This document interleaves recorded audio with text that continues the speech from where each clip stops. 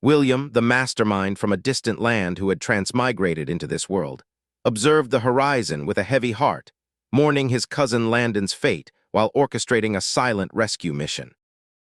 Deep in the dark, pathless woods of Arcadina, Connor and his broken band of soldiers huddled around a fire, nursing their permanent wounds from the deadly games they barely survived. Back in Baymard, summer's splendor was overshadowed by a wild, infectious frenzy. The civilians moved like a swarm, driven by the historic launch of the city's very first radio stations.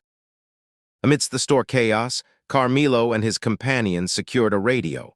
When the first broadcast crackled to life, their disbelief turned into pure amazement at the wonder of modern technology. The eccentric Santa finally prepared to set sail, leaving behind a trail of dramatic farewells that left everyone, especially Landon, feeling an overwhelming collective headache. With the ships ready, Landon and Lucius finalized the strategic plans to raid the training estates and slave camps, determined to grow Baymard's protective forces through decisive military action. Landon toured the burgeoning industrial district, marveling at the modernized buildings. He tasked Tim with building new factories for essential goods, pushing Baymard further into the future. In the sterile quiet of the hospital, Landon prepared for the surgery. Adrian, though nervous, trusted his life to the king, marking a critical step in their alliance. Far away in Whitewood City, Landon Barn erupted in fury upon learning of his brother's incompetence. James had nearly traded away the kingdom's land, fueling Ellie's hunger for the throne. King Alec rejoiced at the news of Shannon's death, yet his laughter faded into a cold, calculating fear. If not Shannon, then who was the true shadow mastermind behind his enemies? James, humbled by the loss of his forces, clung to a desperate plan. He believed that recruiting his uncle's knights would be the key to reclaiming his stature and his throne. Back at the military hall, Landon addressed his soldiers, detailing the dangerous missions ahead. The air was thick with the weight of duty and the promise of impending sacrifice. The day of the great car show arrived, and the people of Baymard arrived in droves. Their eyes sparkled with greed and wonder at the fleet of colorful motorized machines. The car show was a spectacle of vanity and joy. Women clamored for the pink SUVs, leaving their husbands to grumble in bewilderment at the changing world around them. With the cars sold and the mission set, Landon saw his soldiers off. Their departure marked the beginning of a massive, coordinated effort to shatter the foundations of his enemies. In Profuse City, Baron Kane unleashed his fury upon his incompetent guards. The news of Shannon's death had blindsided him, leaving him vulnerable to the king's tightening grip.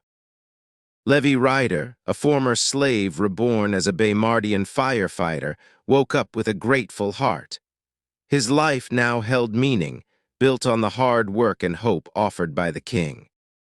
In training, Levi pushed his body to the limit, mastering the art of confined space rescue. Every drop into the dark, simulated sewer was a testament to his newfound courage. After a grueling journey, Landon and his elite soldiers reached the outskirts of Ivanti City, the target of their next decisive strike against the dark networks of Nopline. At the city gates, Landon unleashed a psychological weapon, the madness spell. A guard began to dance uncontrollably, creating the perfect chaos needed for his team to slip through unnoticed. Under the veil of a silent night, the soldiers scaled the city walls using a human ladder. They moved like ghosts, infiltrating the heart of the enemy's territory with surgical precision. They reached the training estate, a fortress of cruelty. Above, the guards carelessly joked about the suffering of the slaves, completely unaware that their own end was seconds away. With a subtle flick of his hand, Landon signaled the assault. In the silence of the night, the fate of the fortress was sealed, and the revolution had truly begun. The guards fell without a sound, their laughter cut short by the cold reality of their choices. The estate was breached, and the road to liberation lay wide open. Stepping into the compound, Landon felt the chill of the slave camp's atmosphere. He would break every chain in this city before the sun rose again. The soldiers swept through the courtyard like a tidal wave of shadow, neutralizing threats before the camp guards could even comprehend that they were under attack. With the perimeter secured, Landon breached the main barracks. There would be no mercy for those who traded in human suffering and death. The tables had turned.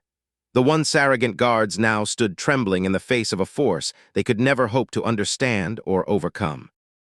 Landon approached the holding cells, the eyes of the slaves meeting his for the first time.